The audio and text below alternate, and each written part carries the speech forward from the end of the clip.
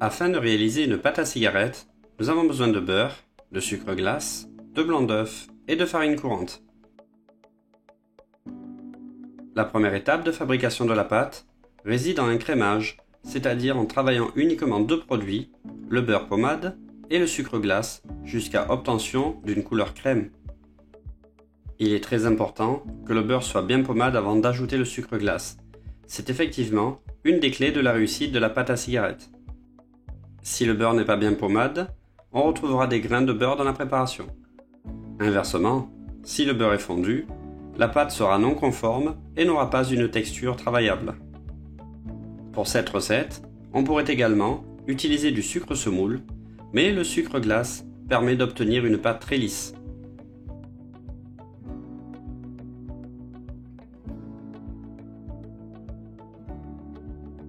Incorporez ensuite les blancs d'œufs et immédiatement la farine.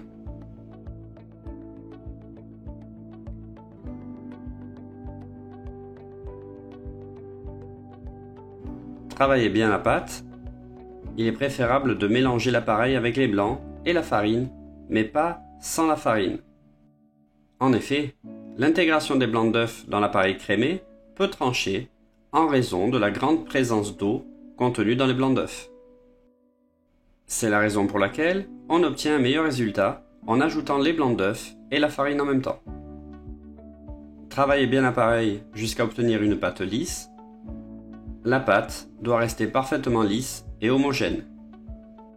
Attention toutefois à ne pas trop travailler la pâte pour ne pas la corser, c'est-à-dire la rendre élastique. Une fois celle-ci réalisée, on peut l'utiliser immédiatement, sans repos. Graissez généreusement, mais sans excès, une plaque anti-adhésive avec du beurre fondu. Cette étape aura 3 rôles. Tout d'abord, faciliter le décollement de la pâte cuite, améliorer la coloration et apporter un bon goût de beurre.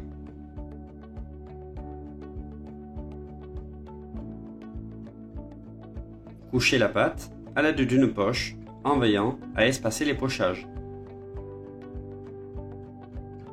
À l'aide d'un gabarit de 10 cm de diamètre, étalez la pâte de façon régulière.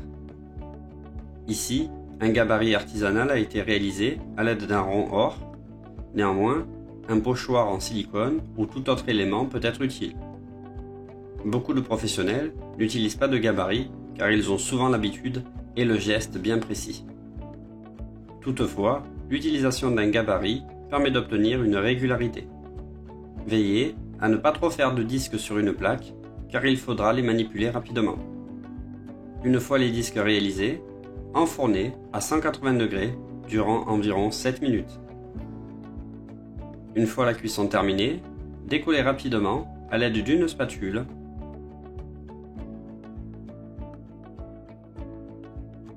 Retournez-les et roulez-les directement sur une tige métallique de petit diamètre, environ 5 mm.